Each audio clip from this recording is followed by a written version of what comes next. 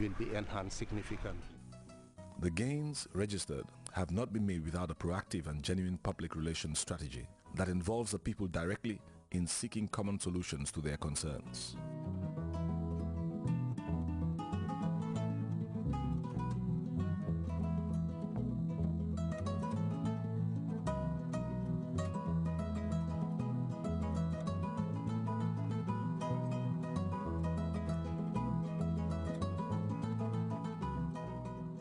Developments in the Gambia's electricity supply system have had a glowing impact on the country's infrastructure.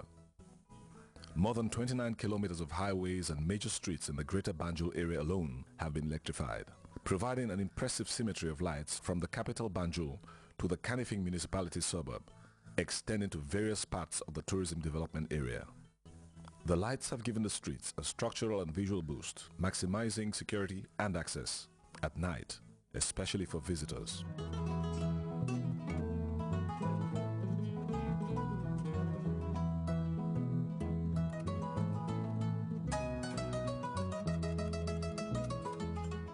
Beyond the precincts of the capital and its surroundings, an ambitious project is in high gear to electrify the whole of the provincial area. From main provincial towns to small villages and hamlets, power lines have run across distances, bridging the gap between urban and rural settlements. 75% of major towns in the country have been electrified. The last 25 will be electrified 2009 and 2010. For residents, this is historical. A new era that means greater opportunities and incentives, since availability of power supply entails greater growth prospects. Recently, NAWEC has also reduced its tariffs because this can also be a disincentive for investments.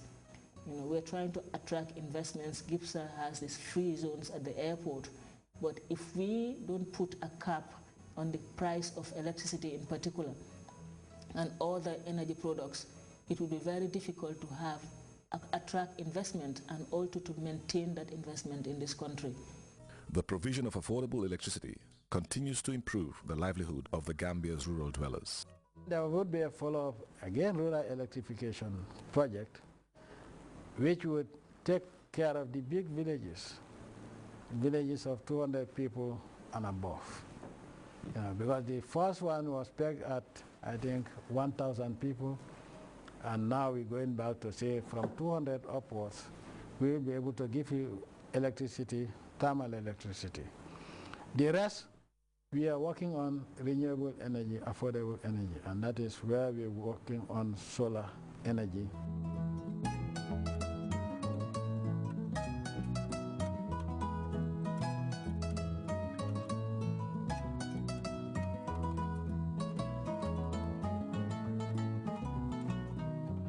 The Gambia recognizes the need to develop and promote renewable energy technologies in order to widen the population's access to modern forms of energy. To supplement what is done in the electricity side of generation, we also have to look at renewable energy. Since there is an over-dependence on fossil fuels, the generators that are being utilized by NAWEC use conventional energy, and this is heavy fuel oil mainly. And we know that we cannot control the price of fuel in the world market. We have seen the world market prices hit, $100 a barrel limit last year. Therefore, government has to look at ways and means of providing a more sustainable and reliable supply of energy. This has been made possible through strengthening institutions and human capacity development for enhanced energy research and development. The outcome is the popularized use of renewable and domestic energy technologies and fuels. In such a development enterprise, the private sector is a key player, particularly when it comes to product variety and competitive pricing.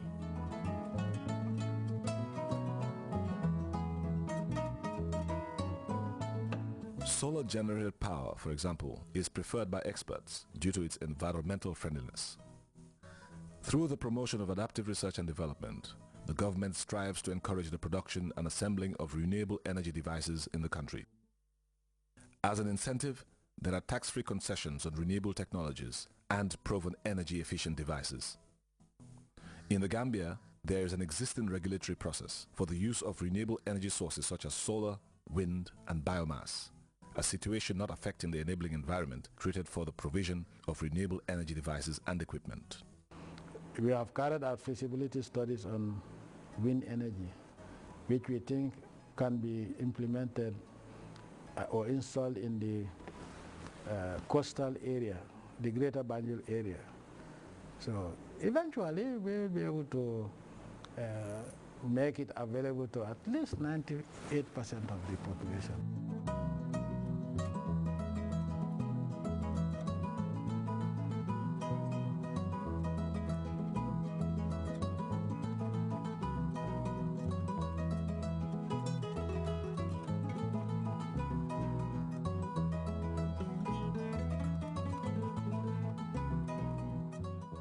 The Gambia's energy policy aims to ensure the sustainable and efficient utilization of fuel wood resources that are environmentally friendly and encourage the widespread use of alternative domestic fuels. Experts are of the firm belief that this component of domestic energy is only sustainable through effective forest management for the sustainable exploitation of fuel wood stocks. Gambian authorities have put in place a working mechanism to monitor the product flow of fuel wood and its consumption, while ensuring the introduction of alternative technologies to curb and minimize forest cover depletion. A proactive regulatory framework is in place for the use of traditional energy sources. National institutions undertaking this function choose a participatory approach involving the private sector and people at the grassroots.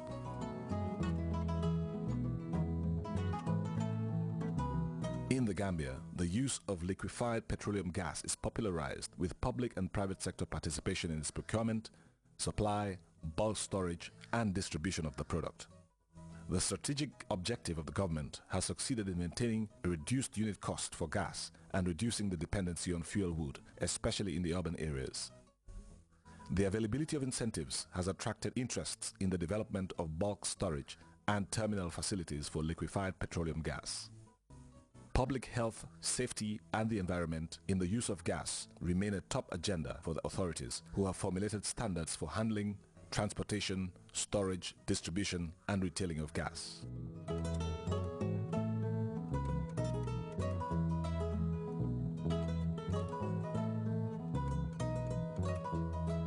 At the moment, the country has a downstream petroleum business with 2 fuel depots, one in Banjul and the other in Mandinari. The importance of the gas being here is now the Gambia relies on no one but itself. They're self-sufficient. The price of the gas is cheaper, it's more affordable to the people in the Gambia, and it's a simpler life. And it's environmentally friendly. The Mandinari depot was born out of the need to construct a new petroleum terminal with sufficient capacity outside the limits of the city of Banjul to optimize parcel sizes, minimize deadweight charges, and subsequently the cost of fuel to the user. Coming from America, this is a state-of-the-art facility. It's top-notch, and you know, the president pushed this initiative. He wanted this for the people of the Gambia, and now they have it. And all I can do is really thank His Excellency the President for allowing me to come to this country and work and be a part of this historic event here in the Gambia.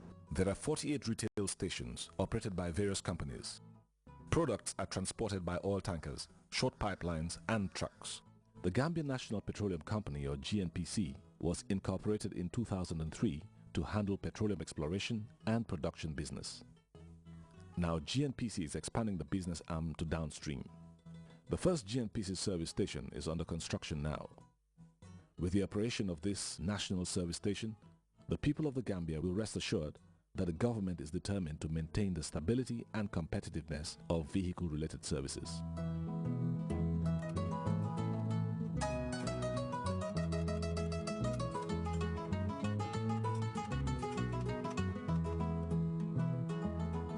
The petroleum sector is tasked to ensure the availability of adequate supplies of petroleum products throughout the country at economic costs.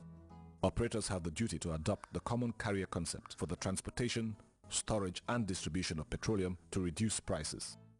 By law, they are required to erect adequate storage fuel tank farms and associated pipelines for heavy fuel oil to eliminate excessive demurrage charges and minimize the possibility of oil spills.